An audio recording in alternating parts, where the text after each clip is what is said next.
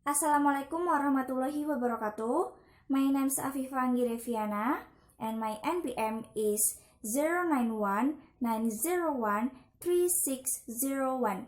And in this video, I want to tell you about how to study grammar easily. Okay, what is grammar? Grammar is a set of rules that explain the structure of a language. It is of course an essential part of any language, but you certainly don't need to be an expert in grammar rules in order to speak.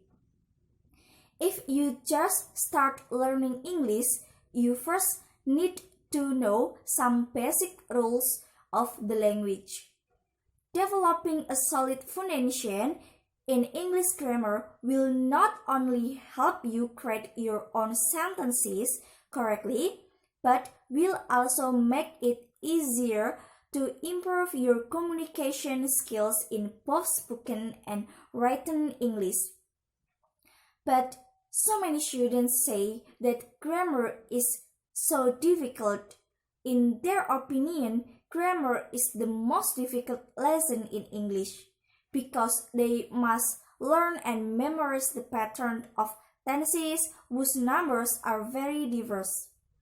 They must memorize the uses of tenses and so many theory of grammar, but some students like a grammar, and including me, I like grammar too because I think grammar is an interesting lesson in English.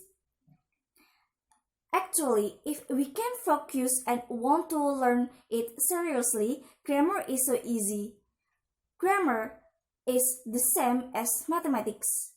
If we understand the basic formula, so we can make the right sentence. And in mathematics, if we know the basic formula, we can do the difficult lesson or difficult question. I still study about grammar because grammar is so interesting to me. And so many of my friends asked me how to study grammar. So in this video, I want to tell you about how to study grammar easily. Okay, this is the step how to study grammar easily. At first, we must have intention and seriously to study grammar. For the example, in class, we must pay attention to the teacher or lecturer when they teach and tell about the grammar. If we don't pay attention to her or him, we don't understand and confused about the grammar, and feel so difficult when we do the grammar question or when grammar quiz. And then we must often do the grammar exercise or grammar question and read the text with the correct grammar and use the technology to study about grammar. And then second, talk to people and ask the correction. With talk to the people, we can practice to say in English, add the vocabulary, and if we wrong, we can ask the people to correction about how to correct sentence for our pronunciation. So we can study together and we can use or talk in English correctly. And third, know the parts of speech. It's enough difficult because we must know the different parts of speech, such as noun, pronoun, adjective, article, adverb, conjunction, preposition, and interaction. We must know all, and we must know what is noun, what is adjective, what is conjunction, preposition, and interaction. And we must know when we use them. And then fourth, maintain correct subject or verb agreement. Within a sentence, both the subject and verb must share the same singular or plural state. You cannot use the singular form of a verb with a plural subject. A plural subject must have a plural verb. And we must know about when we use verb 1, verb 2, and verb 3. And we should memorize irregular verb.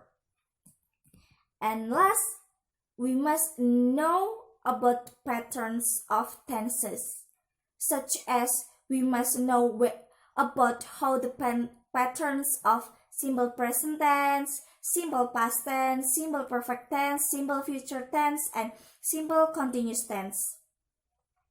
So many students feel difficult to memorize about the pattern of or formula each tense is.